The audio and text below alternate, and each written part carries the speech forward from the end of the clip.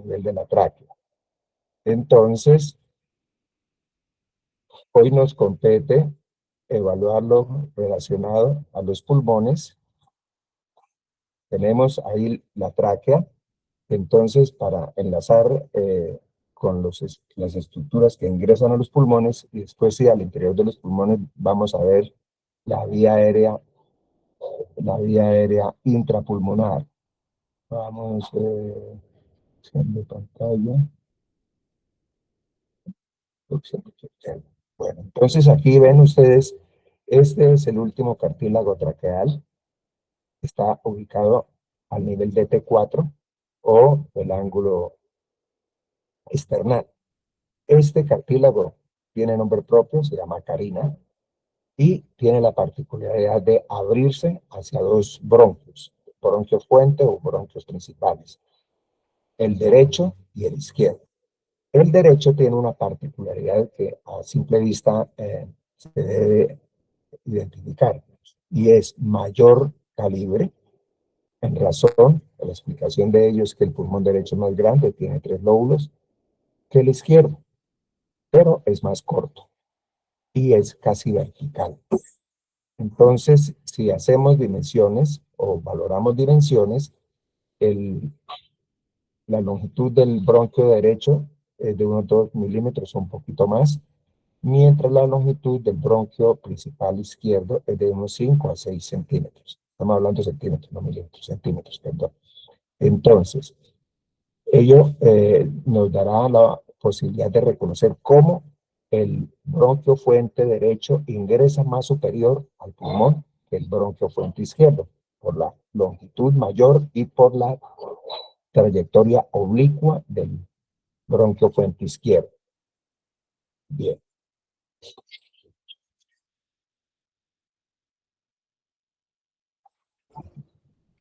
Bien, entonces, este es el escenario que vamos hoy a desarrollar como tema principal de la clase, ¿no? Los dos grandes órganos que pertenecen al sistema respiratorio, los pulmones. Estos están ubicados, desde luego, en el respectivo emitoras derecho, emitoras izquierdo.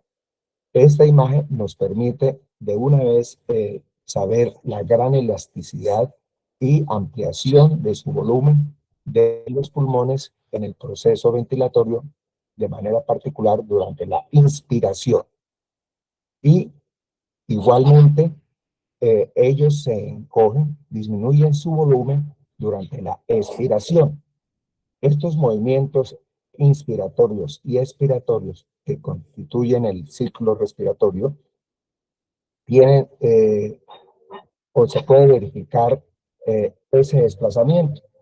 Veamos, si lo observamos por detrás, ven ustedes que este límite que estoy señalando con el láser es el límite inferior de la base pulmonar vista atrás a nivel de máxima inspiración. O sea, en otras palabras, la base pulmonar en máxima inspiración puede descender hasta T12.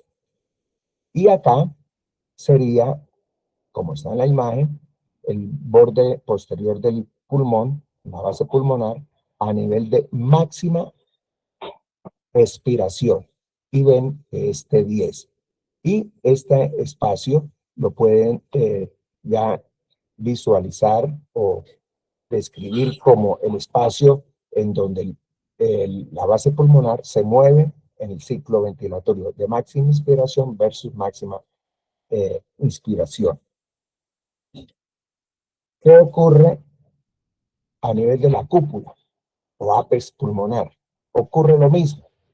Entonces, esa movilidad de la expansión pulmonar se puede visualizar en máxima inspiración y pueden ver ustedes que ingresa levemente a la base del cuello. Medible esa expansión son 2 a 3 centímetros. Mientras que no lo ven en la imagen, pero pueden inferir en máxima expiración, al cogerse ese volumen, desciende al nivel clavicular. Entonces, eso es muy importante. La siguiente imagen es muy importante en la clínica de la evaluación pulmonar. El médico coloca su fonendoscopio para auscultar la ventilación pulmonar y le dice al paciente que respire profundamente. ¿Qué logra con ello? Poder valorar las bases pulmonares, porque hace que esa base pulmonar se expanda y si hay problemas en el interior de los pulmones, los puede identificar con la auscultación. Bien, los pulmones, al igual que las vísceras que ustedes ya han visto del sistema nervioso, y después lo verificaremos con los otros sistemas, los órganos principales de esos sistemas van a estar envueltos por láminas de tejido conectivo. En el caso de los sistemas nerviosos, recordemos las meninges, específicamente la aura madre como la más notable, y aquí en el caso de los pulmones vamos a identificar dos hojas que recubren estos órganos. ¿Cuáles son? Las pleuras. Las pleuras vamos a identificar dos, dije ya, la más externa, la más periférica, la más notable por su espesor es la pleura parietal, mientras que la pleura visceral, el nombre lo indica, va a cubrir íntimamente la superficie pulmonar y en esta imagen se ve de aspecto transparente y brillante. Bien, hablemos de la pleura parietal. El nombre lo indica, va a estar adosada, va a estar íntimamente relacionada con las paredes de la caja torácica. Bien, pero es menester, para dar claridad, de que tiene tres sectores. Primer sector sería la pleura parietal que está adosada a la superficie interna de las paredes costales. Es por ello que a esa pleura que le estoy señalando se llama pleura costal. Ya sobra decirle pleura parietal costal para no ser redundantes en la descripción. Mientras que la superficie pleural que está adosada o relacionada a la cúpula del diafragma, pues se va a denominar pleura diafragmática. Y finalmente tenemos la pleura que va a adosarse o se va a relacionar con la superficie medial, como ven en esta imagen, con la superficie medial del pulmón. De todas maneras, podrán, y esa se va a llamar pleura medial, o más comúnmente, como este es el espacio del mediastino, pues se va a llamar pleura mediastínica. Pues bien, entonces podemos eh, observar claramente que la pleura parietal determina como una cubierta hermética a toda la superficie pulmonar. Es un hecho muy importante para tener en cuenta, ¿cierto? Ahora, la pleura visceral, ya he dicho, cubre íntimamente, se parece a la tía madre, íntimamente, incluso aquí estas invaginaciones, al igual que en el cerebro, se llaman cisuras. Esta sería la cisura horizontal, la cisura oblicua, ahorita hablaremos de ellas. También ingresan y vuelven y salen. ¿Qué ocurre a nivel de los pulmones y sus membranas pleurales? Que queda un espacio entre la pleura parietal y la pleura visceral. A diferencia de los otros espacios, el caso subaracnoideo, en el caso de la cavidad abdominal que veremos, el espacio peritoneal o el espacio pericárdico a nivel de corazón, este espacio, el espacio pleural, por siempre tendrán que recordar ustedes para tener un buen entendimiento de cómo funciona la actividad pulmonar. Pues el espacio pleural es el único que es virtual. ¿Qué significa esto? Que las dos hojas, la hoja parietal, esta, y la hoja visceral, prácticamente están pegadas, están adheridas, no hay un espacio real. Y otro ingrediente importantísimo es de que ese espacio pleural, que es virtual, a la vez tiene una presión negativa. Esa presión negativa es imprescindible que exista. ¿Para qué? Para que la pleura parietal adosada a las costillas, ¿cierto?, atraiga en la inspiración a la superficie pulmonar y facilite el fácil ingreso del aire a las unidades funcionales, a los sacos alveolares. De tal manera que por eso les decía que no bastaba que los pulmones estuviesen anatómica y funcionalmente sanos, si las paredes, las paredes torácicas, estuviesen con problemas, en el caso de las estructuras óseas, con problemas de fracturas, porque no podría ejercer esa especie de atracción para favorecer la inspiración.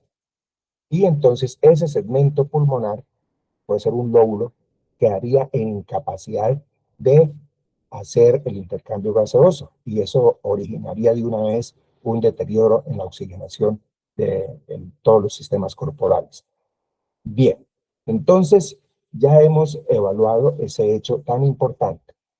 Igualmente, pueden ver ustedes lo que se veía en la imagen anterior de cómo T10 y T12 eran elementos importantes de referencia para verificar el nivel de la base pulmonar a nivel posterior.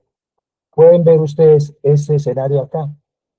Estaríamos en esta imagen prácticamente en una inspiración muy leve. Y pueden ver que queda un espacio, ¿cierto? ¿Y ese cómo se determina o cómo se verifica? Pues vamos a ver que esa hendidura se llama receso, ¿no? Y en este caso, ¿cuál es el apellido? Está determinado por la unión de la pleura costal, esta, con la pleura diafragmática. Entonces, ese espacio es el que va a facilitar que se llene cuando hay máxima inspiración y va a denominarse receso costo de costilla, costo frénico o costo diafragmático. Muy importante, después en radiología, en las imágenes, radiografías de tórax, de verificar la presencia de ese receso. Si está ocupado, quiere decir que hay una patología. Si está vacío, quiere decir que hay un funcionamiento normal de estos órganos pulmonares. Aquí en el lado izquierdo, dado que este espacio está ocupado por lo que estoy señalando, por el corazón, está en la imagen cardíaca, este receso es más pequeño que el que he descrito, es más pequeño que el costo frénico o costo diafragmático. En este caso, ese receso estaría determinado por la pleura costal, ¿cierto? Pleura costal y la pleura mediastínica en el lado izquierdo. Y el receso, repito, más pequeño, se va a denominar receso costo mediastínico. Bien. Queda por señalar la sensibilidad de estas hojas que cubren a los pulmones, de las pleuras.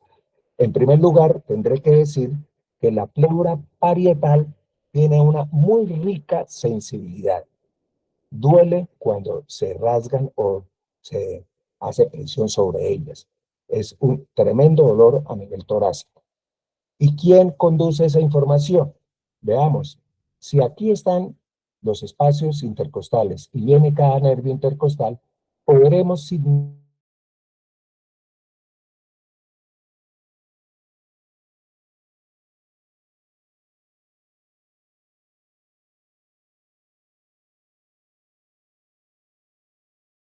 dentro, en el mediastino, viene desde el nivel cervical C4, aquí lo veríamos, miren, el nervio frénico. En el otro lado, aquí está cubierto, en el otro lado aquí está tapado por los músculos. Ese nervio frénico se dispone, o su destino final, va a ser el de darle la inervación al músculo diafragma. Entonces, frénico izquierdo, inervando el diafragma izquierdo y el derecho sucesivamente. Entonces, el nervio frénico va a cruzar en este espacio mediastínico entre la pleura mediastínica y el pericardio. Y, desde luego, va a darle sensibilidad a esas dos estructuras. Y como llega hasta el diafragma, pues también le va a dar sensibilidad el nervio frénico a la pleura diafragmática, ¿cierto? Entonces, ya sabemos que la pleura parietal tiene una inmensa sensibilidad. Contrario, la sensibilidad que recibe la pleura visceral es cero o muy escasa. Entonces dirán ustedes, entonces, ¿cómo se podría aumentar la posibilidad de que ella ayuda al proceso ventilatorio? Pues no tiene receptores de dolor, la pleura visceral, pero sí tiene abundantes mecanorreceptores. Ojo con ello, tiene abundantes mecanorreceptores, que desde luego en sus conceptos de sistema nervioso y receptor, ustedes veían que los mecanorreceptores responden a estímulos de presión. Pues bien, en este caso, los mecanorreceptores por centenares o miles que hay en la superficie de la pleura visceral van a responder a la presión que sobre las paredes se ejerce. Y con ello, la información que se derive de esos mecanorreceptores va a ascender al tallo cerebral vía diafragma, dando fibras ascendentes, para modular la expansión pulmonar. O sea, hay mecanorreceptores en los bronquios, bronquiolos, y también hay mecanorreceptores en las superficies de la pleura visceral, participando en esa información que se le da al sistema nervioso central en torno a qué tan expandido está la estructura pulmonar, y esa información la procesa los núcleos diafragmáticos para los centros anépsico y neumotásico para controlar, repito, la expansión pulmonar. Bien, entonces ya hemos descrito las pleuras, los espacios pleurales, la sensibilidad, la inervación. En cuanto a la irrigación de las pleuras, sobre todo la pleura parietal, pues tiene el mismo mecanismo que se da con la sensibilidad. A nivel de la costal, pues la irrigación va a estar por las arterias intercostales, ¿cierto? A nivel de la pleura mediastínica, pues va a participar en la rama que viene acompañando al nervio frénico, que es la rama pericárdico-frénica, que también va a irrigar la superficie de la pleura diafragmática. Bien, entonces de esa manera ya hemos podido ubicar estas membranas que cubren a los pulmones. Ahora vamos a definir la anatomía externa de cada uno de estos pulmones, derecho e izquierdo.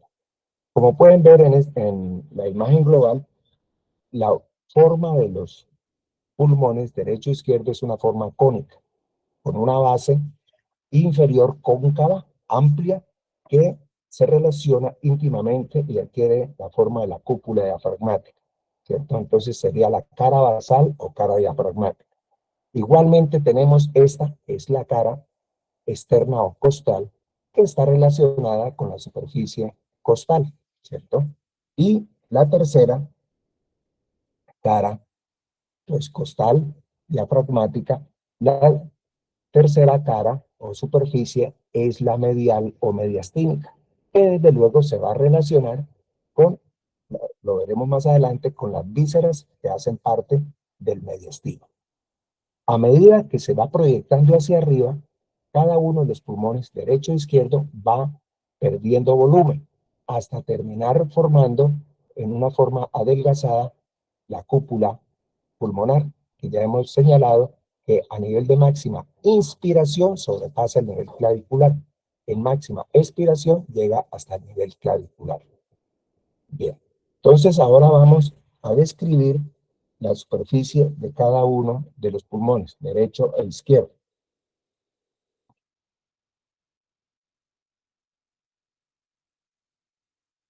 En esa imagen pueden apreciar ustedes el pulmón derecho. Siempre tenemos que recordar que este pulmón está constituido por 3 lóbulos y están las estructuras que permiten identificar cada uno de sus 3 lóbulos. Para ello, entonces, tenemos que señalar que haciendo o participando en esa división, tenemos la cisura oblicua.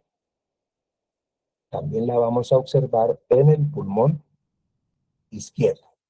Entonces, esta es la cara medial o mediastínica del pulmón derecho.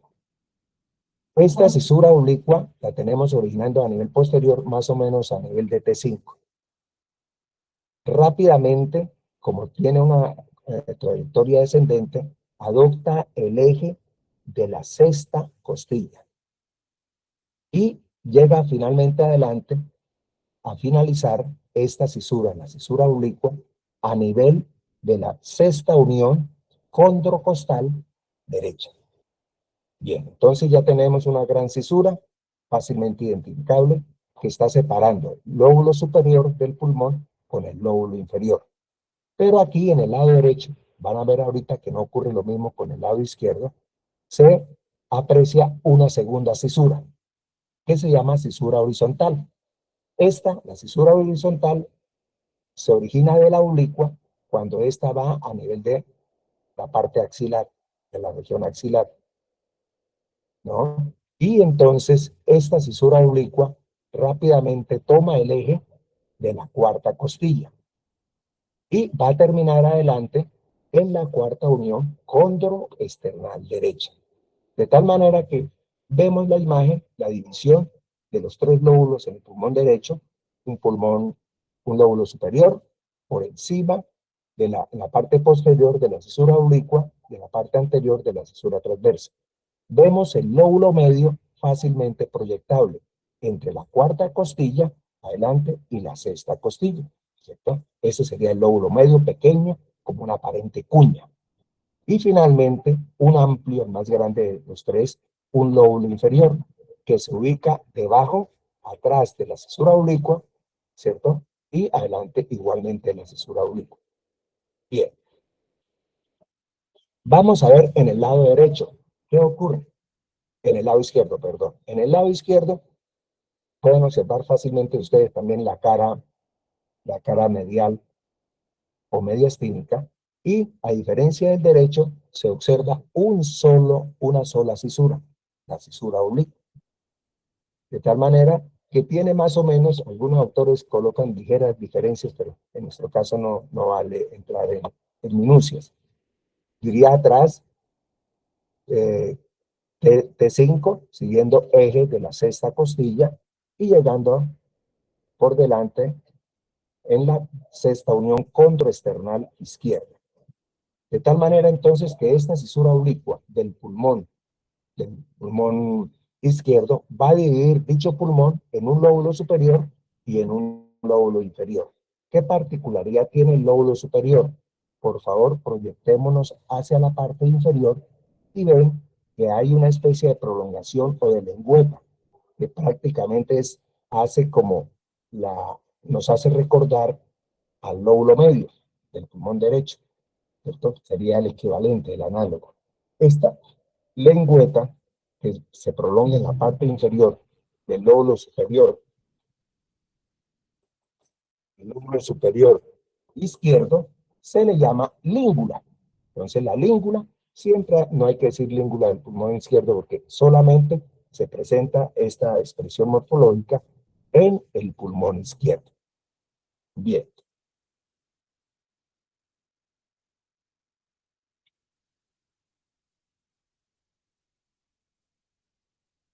Vamos ahora a identificar esta estructura tan importante en cada uno de los pulmones. En la cara medial o mediastínica se encuentra el hilio pulmonar. Hilio de un órgano es el sitio o la puerta de entrada de las estructuras que comprometen o que interesan a ese órgano. Entonces vamos a hablar de hilio pulmonar, hilio hepático, hilio renal, etc. Entonces, el sitio de entrada de las estructuras que entran o salen del pulmón se va a llamar hilio pulmonar. ¿Dónde se encuentra ese hilio? Se encuentra en la cara medial o mediastínica, más o menos como pueden ver en la imagen, en una posición equidistante. Más o menos hacia arriba, igual que hacia abajo, hacia adelante y hacia atrás.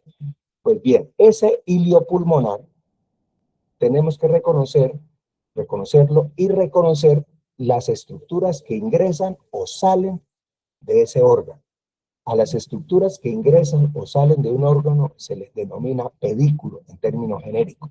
Entonces, aquí les estoy mostrando los elementos que hacen parte o que constituyen el pedículo pulmonar, en este caso del pulmón derecho.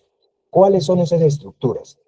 Ven ustedes, en una primera posición, ya está incluso dividiéndose, tenemos en la posición más alta el bronquio lobar, perdón, el bronquio principal derecho o bronquio fuente. Sería la primera estructura. La segunda estructura está aquí con color azul. Recuerden que la arteria pulmonar conduce sangre con CO2. Es por ello que se le da el color azul. No es que sea una vena, sino es la arteria que lleva sangre con CO2. Está un poquito abajito y adelante del bronquio fuente o bronquio principal. Estamos analizando los elementos y la ubicación de estos en el ilio pulmonar derecho. Luego, recuerden ustedes que hay dos venas pulmonares. Entonces tenemos vena pulmonar superior y vena pulmonar inferior derecha. La vena pulmonar superior, esta, siempre se ubica en la posición más anterior, la vena superior. Y la vena pulmonar inferior se ubica en la posición más inferior del pedículo. Es fácil de saber que la superior es anterior y la inferior es la estructura más inferior o más caudal del pedículo pulmonar. Bien, ven ustedes aquí una serie de masitas. Esos son los linfonodos broncopulmonares. Broncopulmonares. ¿Cierto? Hay 1, 2, 3. Entonces los linfonodos, las estructuras linfáticas, están esparcidas entre los demás elementos del pedículo. Entonces sería el cuarto componente. Resumamos. Primero, el bronquio fuente. Segundo, la arteria pulmonar.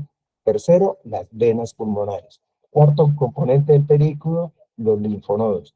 Y el quinto, no se observan en la imagen, ni los van a ver en las muestras anatómicas, son los diferentes componentes axónicos nerviosos, filamentos nerviosos del denominado plexo pulmonar. Plexo que tiene o que contiene fibras simpáticas y fibras parasimpáticas. Después hablaremos de ello.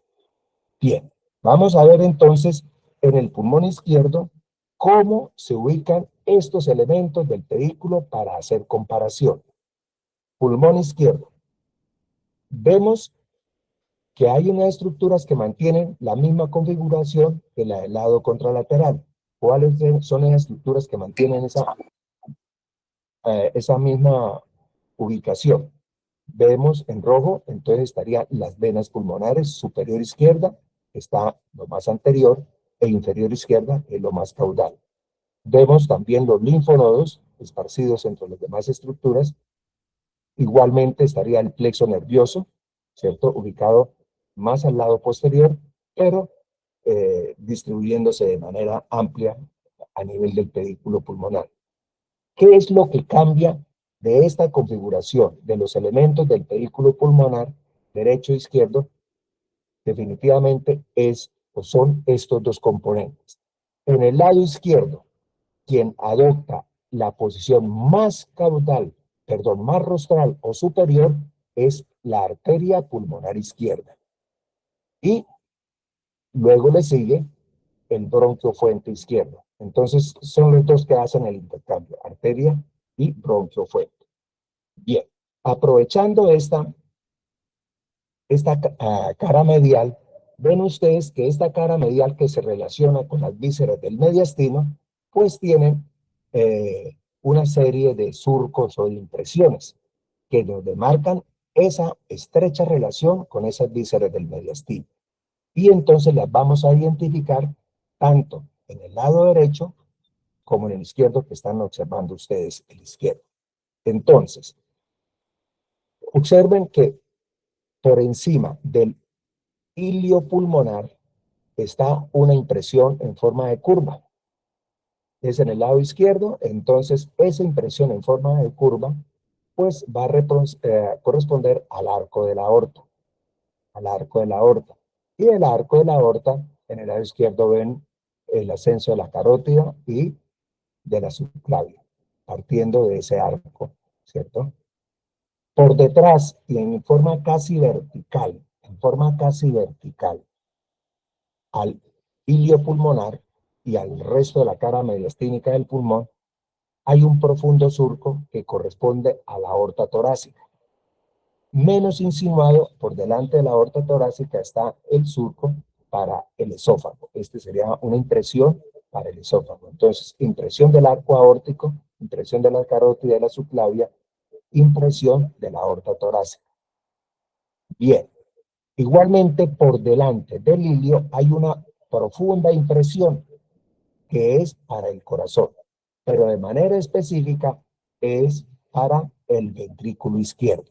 Entonces se llama impresión, ahí me lo estoy colocando, impresión cardíaca, y de manera específica relacionada con el ventrículo izquierdo.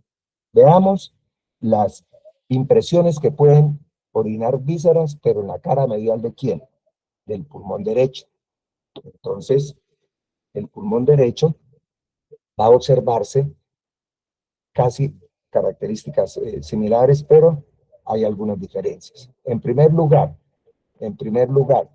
ese arco que era muy pronunciado en el pulmón izquierdo, en el derecho no lo es tanto, pero se mantiene esa configuración de arco y no va a corresponder a la estructura arterial, va a corresponder al arco, pero de la vena ácigos. En el lado derecho está la vena ácigos subiendo por la pared torácica, ¿cierto?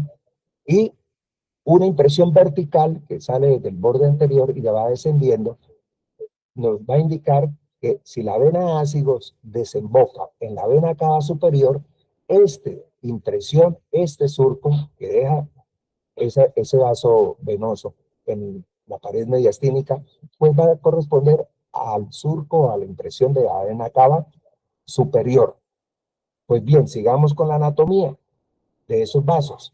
Por delante del ilio pulmonar derecho, también hay una impresión, pero no tan marcada como la del lado izquierdo. Veamos la del izquierdo, muy marcada, mientras en el lado derecho no lo es tanto. También es una impresión cardíaca, pero particularmente y de manera más precisa corresponde a la impresión que hace el atrio derecho. Recuerden, vena pulmonar, vena cava superior va a drenar en el atrio derecho. Entonces, esta sería la impresión para el atrio derecho. Y previamente a la vena cava le va a llegar o le va a drenar el arco de la ácigos. Aquí ya hay una diferencia. ¿Quién es la gran impresión vertical superior? Ya no va a ser la aorta torácica, se recarga hacia el lado izquierdo. En el lado derecho y por delante de ella, esta impresión que se observa acá es la impresión del esófago torácico. De tal manera, entonces, que es muy importante hacer ese reconocimiento de esas relaciones, de esas impresiones en la cara mediastínica, ¿cierto? A nivel de la cara costal, pues en algunos pulmones, en otros menos, en otros más, se pueden apreciar ligeros impresiones que sobre ellos dejan las costillas, pero no vamos a entrar en la numeración explícita de cada una de ellas. Estas serían pequeñas impresiones costales, ¿cierto? Bien, hay que recordar que para saber orientar el pulmón, de antemano, si uno ve 3 lóbulos, sabe que es el pulmón derecho, pero hay que saberlo orientar para poder incluso generar una serie de identificaciones precisas. La confluencia posterior de la cara mediastínica y de la cara costal va a determinar un borde posterior del pulmón. Ese borde posterior del pulmón, ¿qué características morfológicas tiene? Es amplio, es obtuso. Y ello reconoce que esa es la parte posterior del pulmón, el borde posterior. A diferencia, mire en la parte anterior, tenemos un borde anterior que es bien agudo, ¿cierto? Casi entre comillas afilado, ¿cierto? Muy delgadito. ¿Y de qué se va a dar ese borde anterior? De la confluencia también de la cara medial con la cara costal. Ahora veamos en la parte inferior la base o cara diafragmática. Entonces tenemos un borde inferior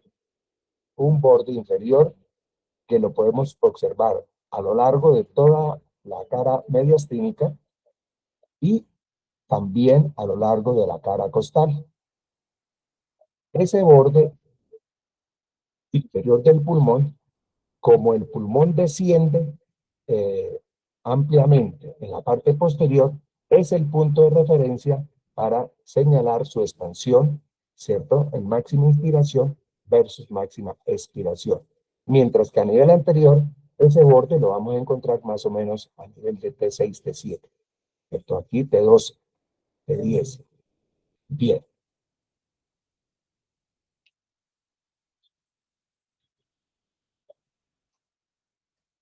Ahora veamos qué ocurre al interior de los pulmones con la vía aérea. Lo habíamos dejado a esa vía aérea a nivel de los hilios pulmonares y sabíamos que al interior de esos hilios iba entrando cada uno, para cada pulmón, cada bronquio fuente o bronquio principal. ¿Qué ocurre con esa vía aérea? Tan pronto ingresan al hilio, en el lado derecho, en el lado derecho, ese bronquio principal se va a dividir rápidamente en los bronquios lobares, es decir, los bronquios que van para cada lóbulo. De tal manera que en el lado derecho vamos a tener, aquí el señalador está mostrando bronquio lobar superior para el lóbulo superior, bronquio lobar medio y bronquio lobar inferior. Si lo comparamos con el lado izquierdo, sabemos de antemano que el pulmón izquierdo apenas tiene dos lóbulos. Entonces, el bronquio fuente o bronquio principal izquierdo se va a dividir bronquio lobar superior y bronquio lobar inferior. Esta división en lobares, algunos autores, para ser más pragmáticos, lo llaman los bronquios de segundo orden, porque el bronquio de primer orden sería el bronquio fuente. ¿Qué va a ocurrir entonces en cada lóbulo? Veamos en el lado derecho. El bronquio lobar superior, al entrar al lóbulo superior, que sería esto acá, se divide en tres bronquios segmentarios. O sea, los bronquios segmentarios son los bronquios de tercer orden. Y hasta allá nosotros vamos a hacer la descripción en el anfiteatro. Bien, se los deben aprender ustedes para llevar mentalmente esa división y no tener esfuerzos máximos en la identificación en las piezas anatómicas. El bronquio lobar superior derecho va a dividirse en un bronquio que sigue un curso vertical, apical, uno que se orienta hacia adelante, anterior, y uno que se orienta hacia atrás, posterior. Entonces, a este apical se le tiene que decir bronquio segmentario, porque es apical del lóbulo superior derecho. A este se le tendrá que decir bronquio segmentario anterior del lóbulo superior derecho. Y a este tendrá que decírsele bronquio segmentario posterior del lóbulo superior derecho. ¿Qué ocurre con este bronquio? Este es el bronquio lobar medio. Ese pequeño lóbulo medio va a recibir el ingreso de dos bronquios segmentarios. Bronquio segmentario medial, y bronquio segmentario lateral. Uno hacia adentro y otro hacia afuera. Mientras que el bronquio lobar inferior,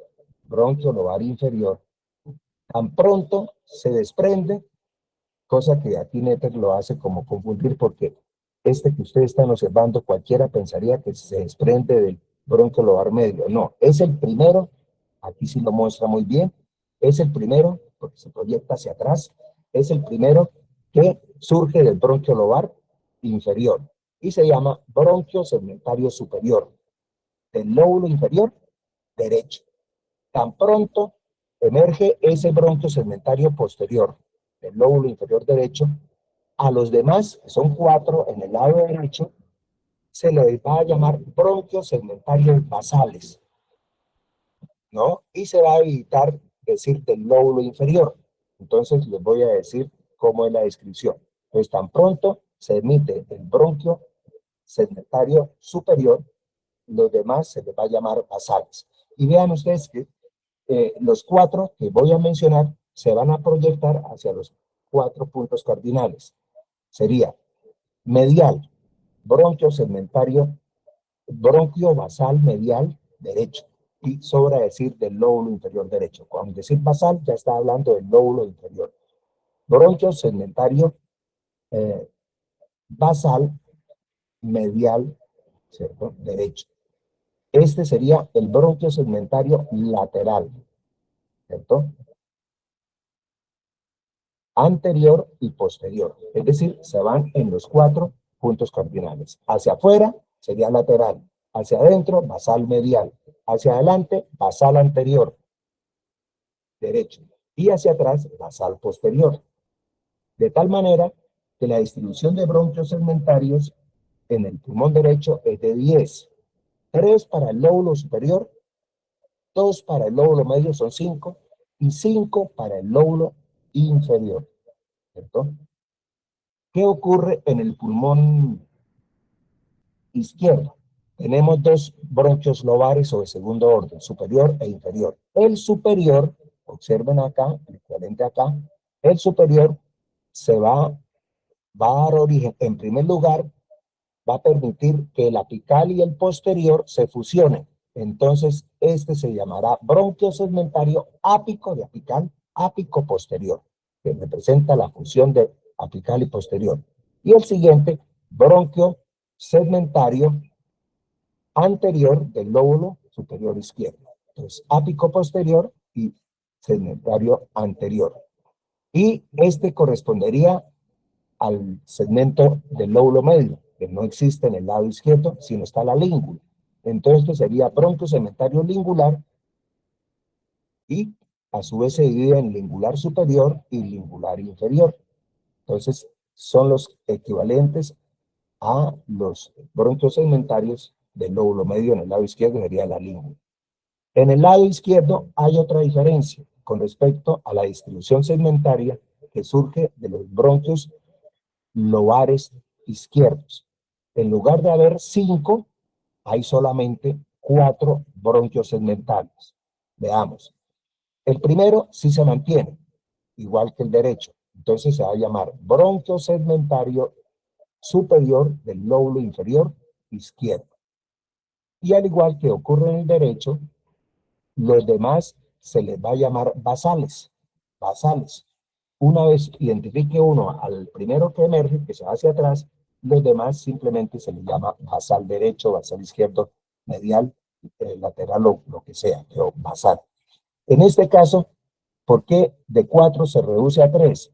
Porque existe la fusión del medial y del anterior.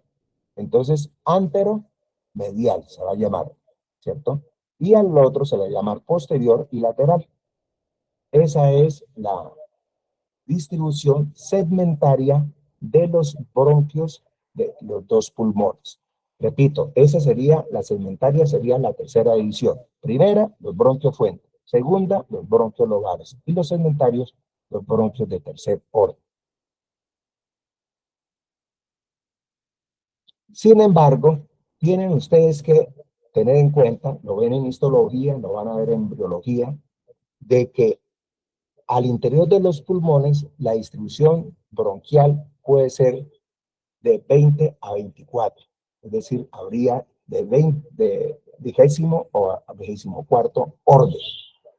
Es decir, desde el punto de vista macroscópico, nos quedamos con la descripción del tercer orden o bronquios segmentarios. Pero desde la configuración teórica, tenemos que saber que la distribución bronquial se puede ramificar de 20 a 24 veces. Eso es muy importante. Desde el punto de vista médico, no se consigue un médico que no maneje este concepto morfológico. Y es como a medida que se van dando ramificaciones, orden 13, orden 14, orden 15, orden 16, ¿cierto? Se va a las últimas ramificaciones, 6 o aproximadamente 5 a 6 últimas ramificaciones. Observen que se comienza a dar una transición en cómo está constituida la pared del bronquio, ¿cierto? El bronquio se caracteriza por una pared cartilaginosa, anillos incompletos, ¿cierto? Y músculo liso rellenando esos espacios. Y un epitelio que recubre la superficie interior, ¿cierto? Un epitelio respiratorio, pseudoestratificado, cilíndrico ciliado. Pero desde las últimas ramificaciones, ¿cierto? Comienza a evidenciarse un cambio paulatino, en donde va desapareciendo el cartílago y va apareciendo en su lugar músculo liso. Eso es una etapa de transición progresiva y a estas últimas divisiones, hasta llegar finalmente al saco alveolar, se le llama bronquiolos. Entonces, recuerden, ningún médico puede llegar a confundir la estructura de bronquio versus bronquiolo. Desde luego es más pequeña, pero eso no basta decir que el bronquiolo es de carácter, la luz de carácter microscópico, sino hay que saber que la pared ha, eh, se ha especializado en no ser de carácter cartilaginoso, sino de carácter muscular. Los bronquiolos tienen pared muscular y el epitelio, eso es de importancia en histología, va desapareciendo también paulatinamente ya a nivel del bronquiolo, lo hace, desaparece totalmente, la célula caliciforme. En su lugar van a estar las células de Clara. Es decir, el bronquiolo no puede tener en su luz mucus, porque lo taponaría completamente. Tienes prácticamente un pequeño líquido extracelular que es producido por esas células que se llaman células de Clara. Igualmente, al llegar al saco alveolar, y ese epitelio deja de ser el respiratorio que reconocemos porque paulatinamente a nivel del bronquiolo va perdiendo el cilio, va volviéndose, en lugar de cilíndrico, va pasando a cúbico, menos cúbico, hasta llegar en los últimos bronquiolos a ser, y a nivel ya del saco alveolar, de ser un epitelio plano simple, donde hay dos tipos de células, neumocitos 1, neumocitos 2. Entonces, esto es fundamental, el tener este entendimiento para saber cómo actúan los fármacos a nivel de estas estructuras respiratorias, ¿cierto? Los fármacos van a actuar ante todo orientados a aumentar el calibre, ¿cierto? Producir eh, broncodilatación para mejorar el tránsito de oxígeno. Y van a actuar, desde luego, no sobre cartílago, sino sobre el músculo. Es decir, la mayor efecto de los broncodilatadores va a ser sobre los bronquiolos. Esto va a ser sobre los bronquiolos. Aquí pueden apreciar en la imagen cómo se va generando a nivel de los sacos alveolares el intercambio gaseoso, ¿cierto? Cubriendo la superficie externa del saco alveolar debe haber un capilar de derivado de las arterias pulmonares. Por eso lo ven ustedes llevando sangre con CO2. Y a nivel del mismo saco alveolar se va originando el componente venoso que va a llevar ya la sangre oxigenada. Es muy importante ese hecho. A la pregunta, ¿quién le provee irrigación a los bronquios? No va a ser vasos derivados de las arterias pulmonares, porque ellos van a estar ocupados a llevar las estructuras a cubrir los sacos alveolares para que se genere el proceso de intercambio gaseoso. Aquí pueden ver en la imagen cómo este bronquio viene sobre superficie la arteria bronquial respectiva que se derivan de la aorta. Lo habían visto en las paredes torácicas. Entonces, ese hecho hay que tenerlo también de presente. Aquí tenemos, mire, la imagen clara que en el lado izquierdo, tan pronto prácticamente en el límite de arco de la aorta con la aorta torácica, surgen en el lado izquierdo dos venas pulmonares, bronquiales. Vena bronquial izquierda superior y vena bronquial izquierda inferior. ¿Cierto? Paradójico, en el lado derecho, solamente siendo de mayor extensión, solamente hay una arteria bronquial. Y esa arteria bronquial es derivada, como lo ven en la imagen, de la tercera intercostal. La tercera intercostal derecha, además de dar la ramita para el respectivo espacio intercostal, va a dar la arteria bronquial derecha. ¿cierto? Bronquial derecha, que se encarga de la irrigación de esa vía aérea en el pulmón derecho. Dirán ustedes, ¿y para qué es importante el que sepamos que además de bronquios, eh, eh, lóbulo derecho, el pulmón derecho tenga bronquio, lóbulo superior, tenga el lóbulo medio, lóbulo inferior, y el izquierdo apenas dos, y que nos quedemos en ese escenario cuando ya prácticamente todos los autores se han encargado de mostrar una distribución más compleja, pero más significativa desde el punto de vista clínico. Esta imagen lo prueba lo que estoy mencionando. Tenemos el lóbulo superior y ven ustedes tres áreas rojas, rojas las superiores, pero de diferentes colores, mejor. Entonces, ¿cuál es el interés de que ustedes desde ahora vayan sin necesidad de hacer esa distribución en el laboratorio? Sí sepan que esta es una nueva demarcación morfológica con orientación clínica y quirúrgica.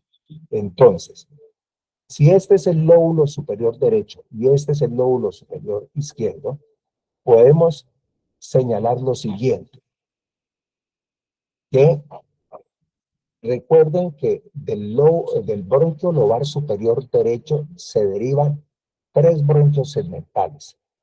Pues ese bronquio segmental o cada bronquio segmental tiene su propio territorio. Y los clínicos, radiólogos y quirúrgicos le han dado la denominación de segmentos pulmonares. Entonces, lo que está aquí en rojo va a corresponder en el lado derecho al territorio del bronquio segmentario apical. Y entonces lo dan el número 1. Este sería el del bronquio segmental anterior, el azul, y el verde sería el del bronquio segmental posterior. Segmento superior, segmento anterior y segmento posterior del lóbulo superior derecho. En el lado del lóbulo medio, que es una cuña, será medial y lateral. No creo. Bueno, medial y lateral, ¿cierto? Y el lóbulo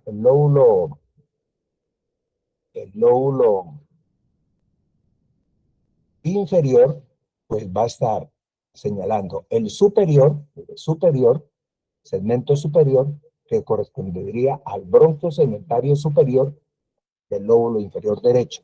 Y el resto de los basales, ¿cierto? Basal medial, basal posterior, basal anterior y basal lateral. Entonces, esa segmentación en el lado izquierdo, apical, ápico posterior y anterior, ápico posterior y anterior, lingular superior, lingular inferior. Sería el superior del inferior, este sería el anteromedial, el lateral y el posterior. Pues bien, dirán ustedes, ¿y qué aplicación tiene? ¿Para qué se hace? ¿Con qué propósito? Pues les comento, antes, hace unas 2 o 3 décadas atrás y ahí hacia atrás, los tumores pulmonares se resecaban ampliamente y comprometía muchas veces todo un lóbulo. Entonces imaginen ustedes sacarle un lóbulo a un paciente, por ejemplo, que tuviera el tumor aquí en la parte superior, en la parte apical, y resecarle todo el lóbulo superior. Pues era condenar a ese paciente a estar el resto de sus días bajo un soporte de oxígeno y con una supervivencia pequeña. Entonces, cada vez, como en todas las áreas quirúrgicas, se ha llevado a la tendencia a que hay que resecar el menos tejido circundante posible, es decir, lo necesario, para no interferir en el estado de salud del paciente y comprometerlo más severamente. Entonces, si hay una bolita de 1 o 2 centímetros, un tumor que compromete aquí el ápex, pues le hace una segmentomía superior y la manera de hacer la división es yéndose por el territorio del bronquio apical, dejando el resto de pulmón indemne y con la capacidad de permitir una adecuada ventilación, ¿no? Entonces, eso es una gran aporte, eh, desde la morfología para que se hagan procedimientos más explícitos. Igualmente, la manera como esta segmentación permite describir una lesión, pues es de carácter preciso. Si está en la parte superior, no tendría que decir el radiólogo se encuentra masa de tanto por tanto en la parte superior del lóbulo superior derecho, sino se encuentra en el segmento apical, o se encuentra en el segmento anterior, o se encuentra en el segmento posterior. Es decir, la descripción imagenológica se vuelve precisa y el procedimiento quirúrgico igualmente preciso. ¿Cuál es el beneficio? Pues el paciente recibe un procedimiento quirúrgico que sea lo menos lesionante para seguir manteniéndose vivo, y en este caso ya en algunos no se requiere el apoyo de oxígeno por el resto de su vida. Esto es una gran ganancia.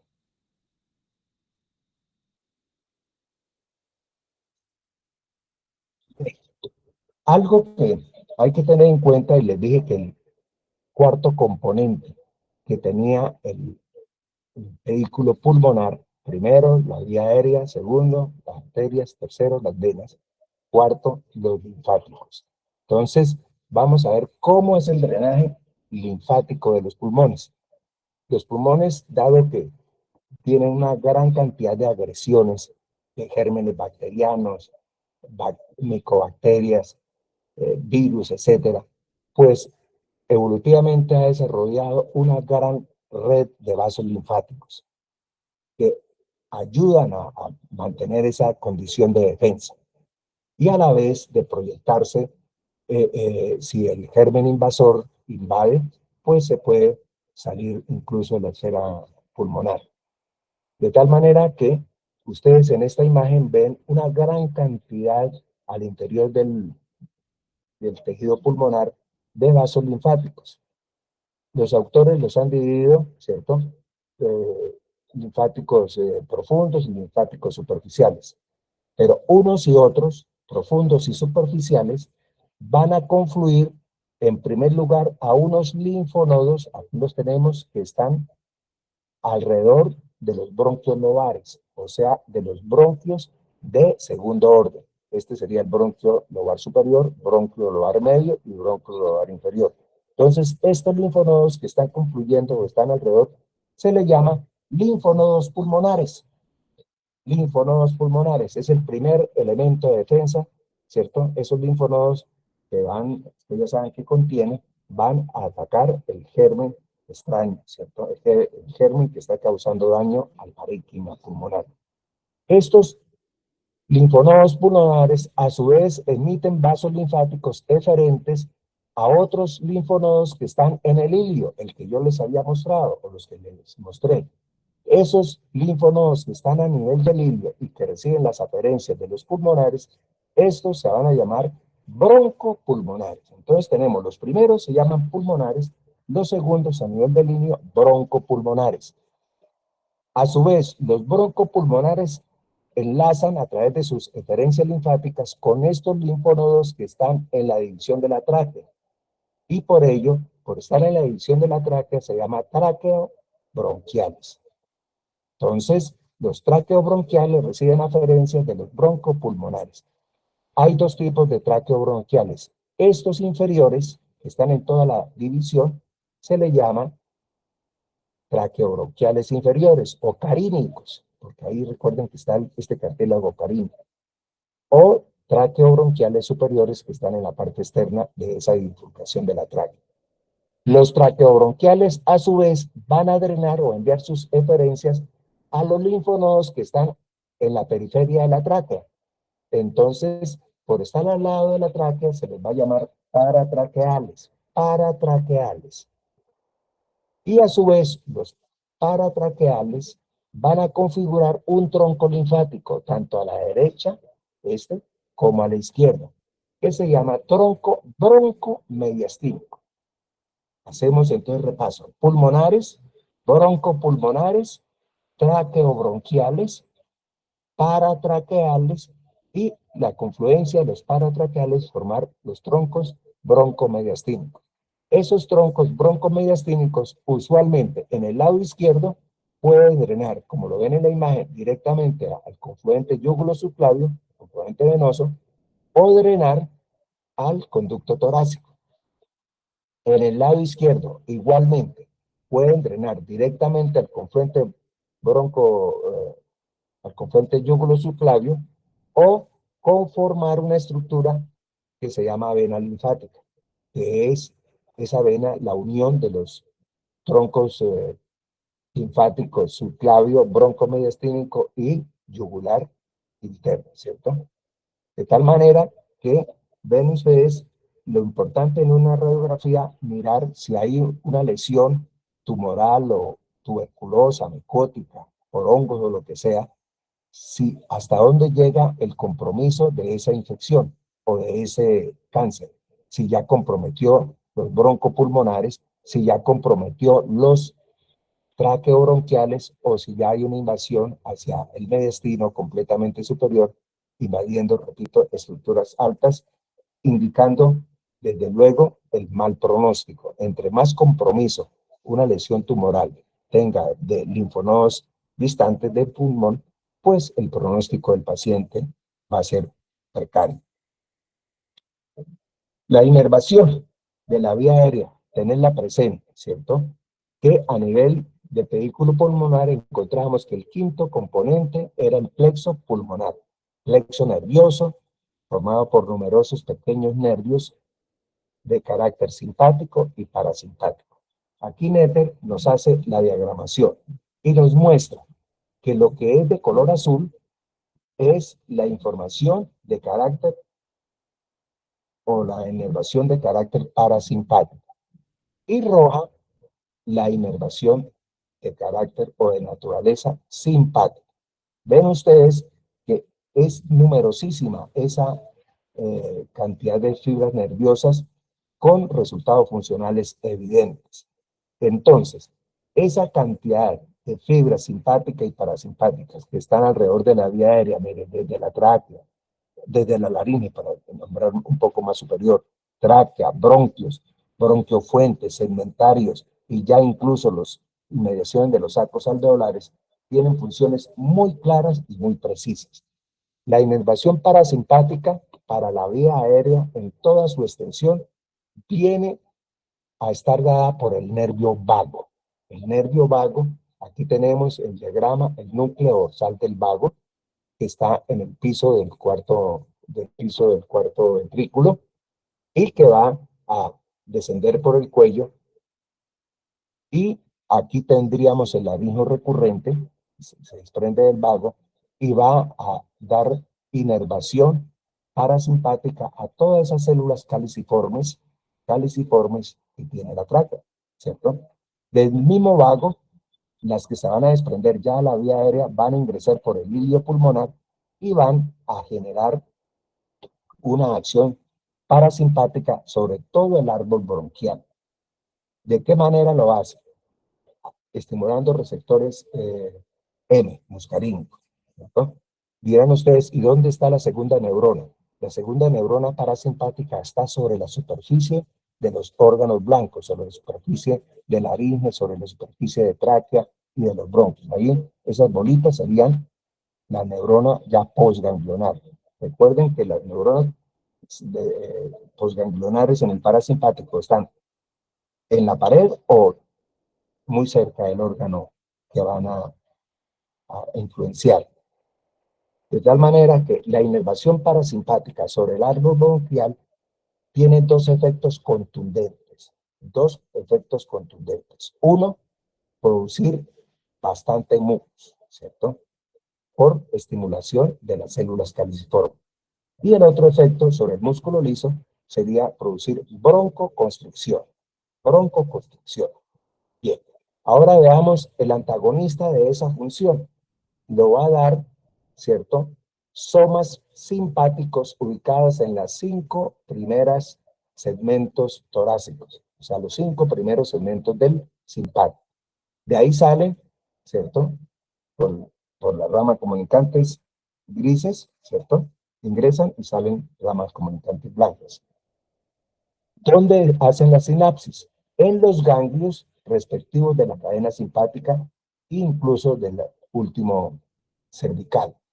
Las fibras postganglionares de esa inervación simpática van a proyectarse también sobre todo el árbol bronquial, ¿cierto? Generando disminución de las secreciones, es un efecto contundente, pero aquí a nivel ya los bronquios más pequeños y de los bronquiolos tiene un efecto contundente sobre el músculo liso. Van a actuar sobre receptores beta 2. La acción que tiene la fibra simpática sobre receptores beta 2 van a originar un efecto broncodilatador, es decir, contrario al del parasimpático, y de disminución de las secreciones. Eso se ve de manera muy concluyente en la clínica y el modelo es el paciente asmático. El paciente asmático tiene bastantes secreciones y muy broncoconstriñido su árbol bronquial. Entonces, al administrar un medicamento con efectos simpático-mimético, ¿cierto? Como el salbutamol, por ejemplo, el efecto se va a observar que el paciente va a empezar a respirar mejor. ¿Por qué? Porque esa acción simpática se va a orientar a relajar el músculo liso del árbol bronquial para aumentar el calibre y a la vez disminuir las secreciones. Entonces, esto lo tienen que ustedes profundizar en la fisiología, ¿no? Cómo actúa la unión del receptor simpático con el beta 2, con el estímulo nervioso simpático. No saber solamente que produce broncodilatación y disminución de secreciones, sino cómo se da ese mecanismo fisiológico a nivel intracelular. ¿Qué va a pasar con las fibras de músculo liso? Eso discútenlo con el profesor de fisiología. Y a la vez el efecto simpático. Bueno, muchachos, era el tema relacionado con los pulmones, su inervación, su irrigación, su distribución en lóbulos, su distribución en segmentos, y en esta semana haremos entonces el respectivo laboratorio de ese tema. ¿Alguna pregunta? ¿Algún comentario? Hola, profe, ¿cómo está? Sí, tengo una pregunta. Sí, señor. Profe, es con respecto, digamos, mañana a los de, pues yo soy de Morfo E, y pues Sí, mañana pues tenemos el quiz, pero sí. entonces quería saber si la parte de tráquea va a entrar en el Tráquea, quiz. sí, pero lo de pulmón, ¿cierto? Lo de pulmón y paredes torácicas no va a entrar, desde luego. O sea, sería fosas nasales hasta tráquea. Sí, sería fosas nasales, senos paranasales, faringe, laringe y la parte superior tráquea. Es muy sencillo. No entraría ni paredes ni lo que acabamos de señalar, ¿cierto? Para todos los grupos, porque tenemos que ser equitativos, ¿cierto? Es un tema que se va a desarrollar en el último laboratorio y por tanto no sería plausible preguntarles eso en el quiz, ¿no? Vale, profe. Bueno, entonces que pasen buena noche. Hasta Listo, profe, luego. muchas gracias. Gracias, doctor. Hasta luego. Igualmente. Muchas gracias, profe. Hasta luego. Luego.